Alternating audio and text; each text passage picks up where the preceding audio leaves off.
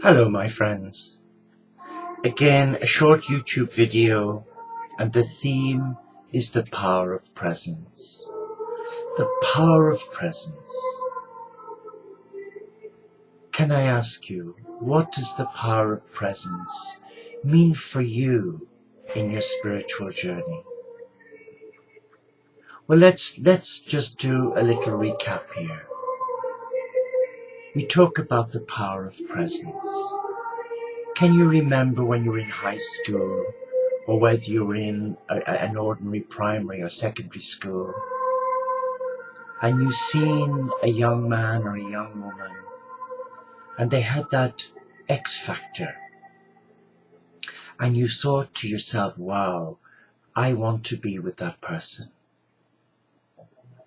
Could that be the power of presence? Or what if you're working in some high-rise office, and it's quite mundane, and there's drudgery, and the phones are ringing, and all that electricity is creating a sense of static, an overwhelming sense of I need to break free from this. And suddenly the elevator doors opens on your floor, and out comes this person, and they seem to have a fluorescent light bulb flowing from them. And you think, wow, what a stunner. Power of presence. And so too it is when you open your heart to divine love. There is a sense of the power of presence. And being in love with the beloved, as a monastic who owns one's heart, I know that the one I'm in service to has that power of presence.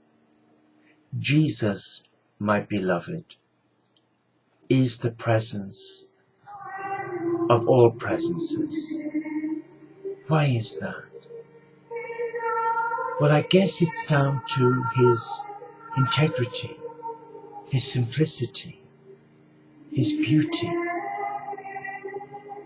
his compassion, his love of the sacred. He has a presence that radiates the love of his Father, Mother, God. And it's a presence that's like a magnet. And we being the metal, it draws us closer and closer into what we call the hieros gamos, the mystical marriage, where we surrender our heart to love, where we surrender everything we own to follow that star, to be in the power of his presence. The power of presence is a joy, it's a gift.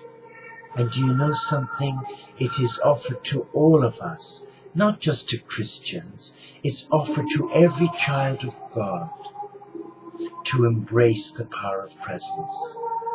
And for me, the power of presence isn't a person of fear. It's a person of unconditional love, who accepts me as I am, in my vulnerability, in my availability.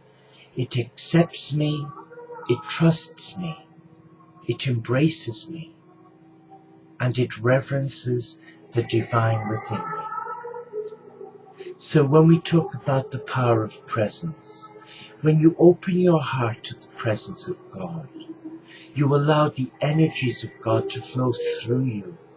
And wherever you go, you bring that power of presence. You bring the karma of God. You bring the essence of the elements in nature. You bring a blueprint. You become an energetic footprint of the power of presence. And it's about allowing yourself to be a presence of power for a world that has lost sight of hope. And I agree with the great masters and teachers, and I endorse everything that Jesus says, that we who are floundering is because we have lost sight of the power of presence. And that power is ours, it's available, it's free. You don't have to take out a second mortgage. You do not have to get into debt. But the power of presence is real, and all it takes, I want to embrace it. And to embrace it, you have to be in a place where you're ready to receive it, where you're willing to endorse it, and where you will allow its fruitfulness bear fruit in your mind, in what you think, what you say and do, in your heart, in how you feel, how you respond, especially to the marginalized, not to those you love and to those who love you, but to those that you don't love, to those you don't like. The power of presence in you will activate the power of presence in them. So the power of presence isn't a theory. It's not a course. It's not a book. It's a way of life. Thank you.